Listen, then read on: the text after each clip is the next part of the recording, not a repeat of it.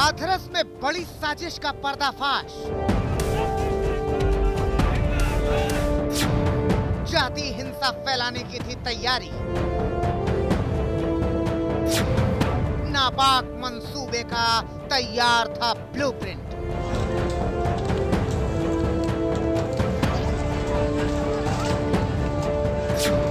PFI और SDPI के हाथ का शक। हाथरस केस के बहाने यूपी और देश के कई हिस्सों को सुलगाने की साजिश तैयार कर ली गई थी। शहर दर शहर आग लगाने का ब्लूप्रिंट तैयार कर लिया गया था।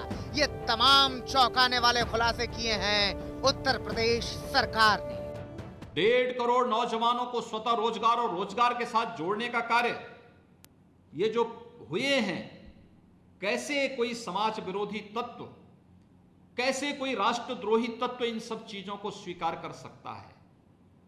क्योंकि उन्हें तो जर्जर यूपी चाहिए था, दंगाग्रस्त यूपी चाहिए था, अराजक यूपी चाहिए था।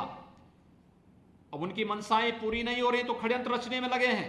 लेकिन अगर कोई माहौल बिगाड़ने का कार्य करेगा तो सख्ती के साथ उससे निपटने की भी एक दृढ़ इच्छा शक्ति के साथ हम कार्य करने के लिए पूरी प्रतिबद्धता के साथ कार्य कर रहे हैं। जिस मुश्किल घड़ी में एक बेटी का परिवार इंसाफ की उम्मीद लगाए अपने आंगन में बैठा था, उसी दौर में पर्दे के पीछे रहते हुए तैयार हो रही थी हिंसा वाली साजिश। समाज के दुश्मनों ने साजिश की डायरी लिखनी शुरू कर दी थी। तैयारी इतनी पुख्ता हो रही थी कि हिंसा के अगुआ आग लगाने में सफल भी हो जाते।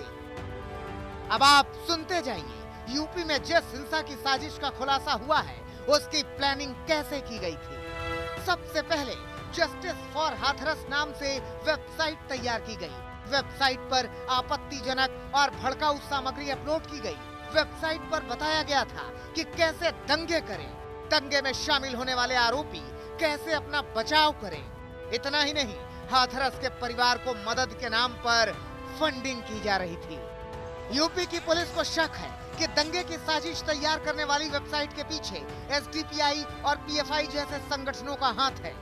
एक षड्यंत्र की इसमें साजिश है और जिसके बारे में विवेचना शुरू हो गई है और कुछ गिरफ्तारियां भी आगे इस संबंध में की जाएंगी। यूपी सरकार के दावों पर यकीन करें तो असामाजिक तत्वों की साजिश बहुत ही बड़ी थी। जिस तरह से सीएए के खिलाफ उग्र प्रदर्शन हुए और कुछ संगठनों ने हिंसा को भड़काया, वैसी ही साजिश इस बार भी थी।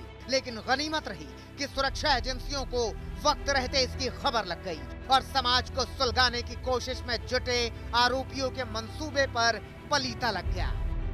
सरकार की माने तो हाथरस बहाना था, इसके पीछे दंगे फैलाना था। जो इस वेबसाइट को आज सरकार की तरफ से दिया गया उसमें कुछ आपत्तिजनक कंटेंट थे। कहा यह गया कि लोगों को उकसाने के लिए, भीड़ में जाने के लिए कहा जा रहा है, जिसमें टाइट कपड़े न पहने, ढीले ढाले कपड़े पहनने की बात की गई है। टाई और गहने जैसे चीजों को नहीं लगाने की हिदायत दी गई है। साथ साथ बड़े बाल न रखने की हिदायत दी गई है क्योंकि ऐसे में पकड़ में आ सकते हैं।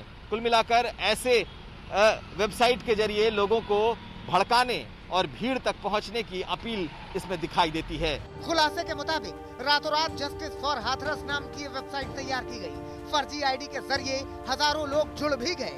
वेबसाइट पर बताया गया कि कैसे दंगा करना है, दंगों के बाद कैसे बचना है। हिंसा की साजिश के पीछे जिनका दिमाग था, उन्होंने वेबसाइट पर यहाँ तक जिक्र किया था कि जहाँ दंगा करना हो उस जगह की पहचान करें, जरूरत पड़ने पर छिपने की जगह को भी पहचानें, पुलिस की बर्बरता का वीडियो बनाएं, N95 मास्क का इस्तेमाल करें, सोशल मीडिया पर अपनी रिकॉर्डिंग नहीं डालें, अपने लोकेशन का जिक्र कहीं नहीं करें, कोई डिजिटल सबूत न छोड़ें, आंसू गैस से बचने में एक दूसरे की मदद करें, कॉन्टैक्ट लेंस न लगाएं, केमिकल से खतरा हो सकता है, ज्वेलरी और टाई न पहने, आसानी से पकड़ में आ सकते हैं।